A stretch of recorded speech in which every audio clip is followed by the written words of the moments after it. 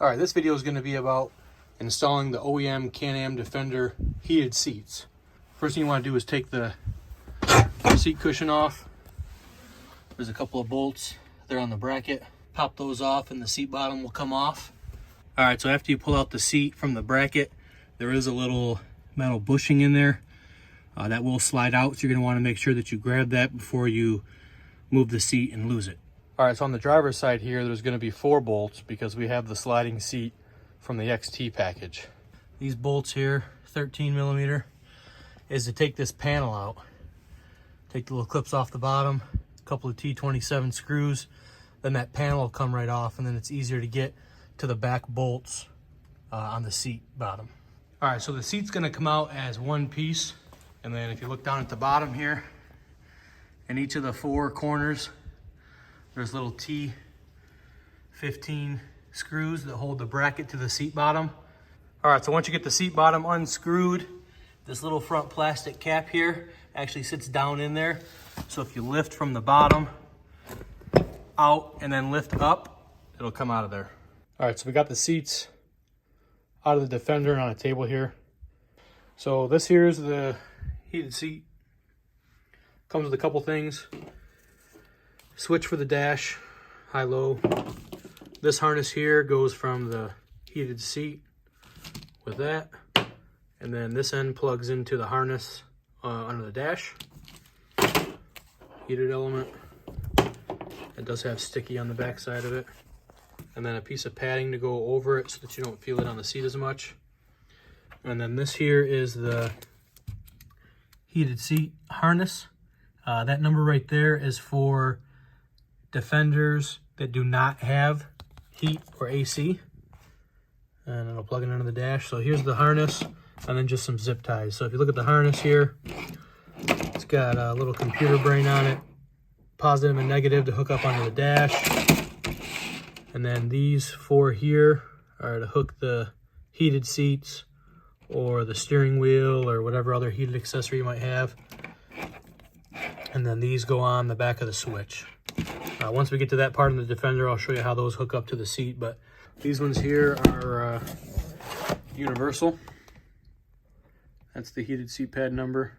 I think they work for Defender, Maverick, Commander, all of them. So let's go ahead and take the seat apart and I'll show you how I put the pad and the foam on. All right, so we got the seat here and we're going to take the cover off of the seat base. So up here at the back of the seat, you kind of just push on the seat and it'll get it loose. And then the little plastic thing will just pull right out of the groove there. And the easiest way is to start on the back and get that out. And then once you have that out, you can work over to the side corner. And you want to push on it to give you some wiggle room. And then you just put your finger under there. And it'll just pop right out in the corner. And then you just work your finger along the edge and just pop it right out of that little groove right there. All right, so once you have the little piece of plastic out of the groove, you just kind of work around the edge and peel the cover up and over the foam here. And then you can see a little zipper Velcro that'll just pull back. And the seat cover just comes right off. Now these seats here are from a Defender 22 XT. So they're bolstered a little bit on the sides. These will fit on the flat ones that come in a normal model or the older XT style that doesn't really have the bolsters as much. It's kind of like a flatter, tougher material in the middle. All the seats will come apart the same. So on this one here, this is the front of the seat going this way. We're going to put this heated seat pad all the way to the front.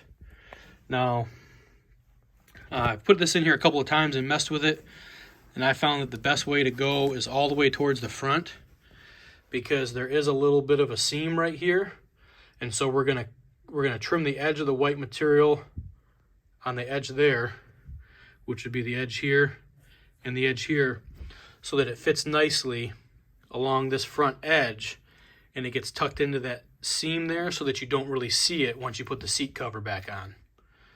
And then once we tuck that up in there It does have adhesive on the back. Stick that down to the foam. And then we're also going to just trim a little bit along the back here so that we can still get our seat cover into the zipper groove, because it'll stick over just a little bit. If you look up at this here, you can kind of see where the heated seat element is inside the material, and you can trim around the outside edge so that it fits this V seat just a little bit better. And then once we have that on there, we're going to set this black piece of foam on there and cover up the padded or the heated seat with some padding. And the whole back is glued. And so what we'll do is we'll just take some scissors and trim this at an angle so that we can still get in, like I said, to that zippered corner to put the seat cover back on the pad. All right, so another thing that I'm going to do is this cord here sticks down, and then you tuck it underneath the edge, and then you plug it in underneath the seat. I'm going to make a little slit in the foam and tuck this cord, because it is kind of thick, down into the foam so that once the pad's back over it, you know, it's nice and smooth and you don't feel that cord in that back part of the seat there. All right, so we got the heated pad on. You can see we kind of trim the corners a little bit. And there's actually a line in the foam where the front of this seam would be here. So that's what we have it lined up with. Took the backing off and taped it along the sides. And then here you can see I sliced it with a razor blade and then just kind of put it in. And now it sits nice and flat with the seat. All right, so you can see we took the corners off there so that it kind of fits the contour of the seat. Took a little bit of foam off here so that we can still get into the zipper groove. And we took the foam, or the sticky backing off the foam, and put it on there. That just kind of smooths it out so that you don't feel that underneath the seat. And then we got the cord coming out the back.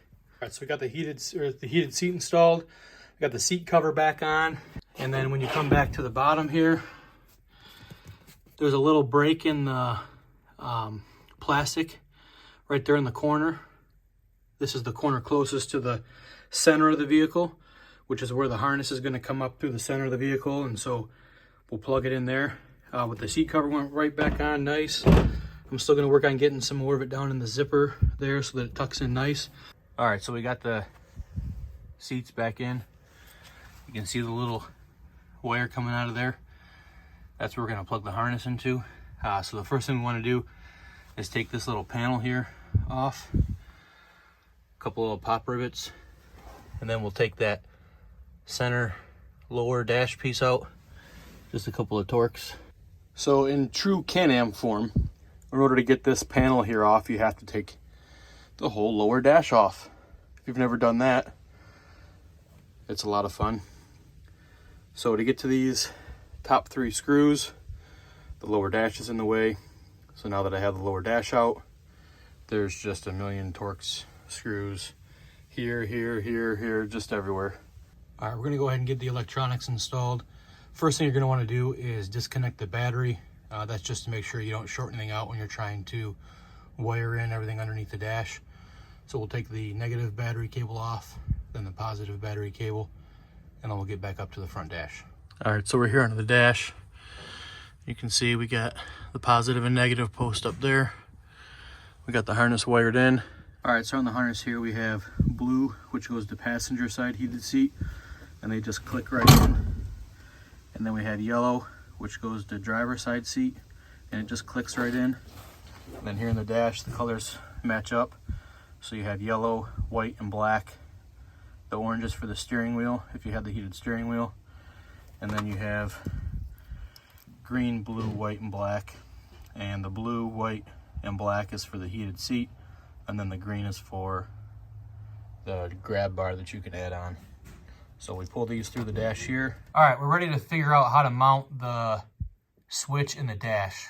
And if you look at the directions, on older model years before 2022, there was a blank spot in the dash, and you could just drill 2 13/16 holes in that spot of the dash.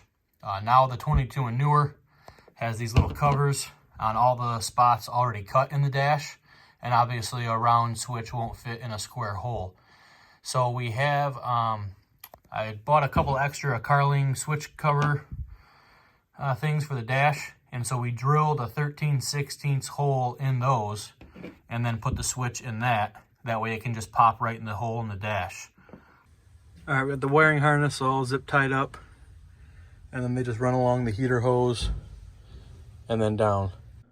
All right, so here you can see we got the panel in, and those are the seat wire harnesses coming up through the panel. I had to drill a couple of holes in there, and then we got them plugged in underneath the seat, and then I just zip tied them up so that they were out of the way. All right, so we got the heated seats all installed, passenger side, driver's side. You can kind of see it a little bit more in the seat once we got them in. Got the switches there in the dash. Some guys have mounted them down there. In the older Defenders, this is a blank hole and you can put them both on one switch gang. But on the newer ones, the covers are already there. Overall, we went on a ride with them. They do get nice and hot, keep your butt warm. The little brain in there must have a thermometer or some kind of thermocouple or something, because it definitely turns them off for a little bit and then turns them back on so that they don't overheat or draw too much power. So that's kind of nice. Overall, I do like them, and I'd recommend them to anybody looking to get heated seats installed.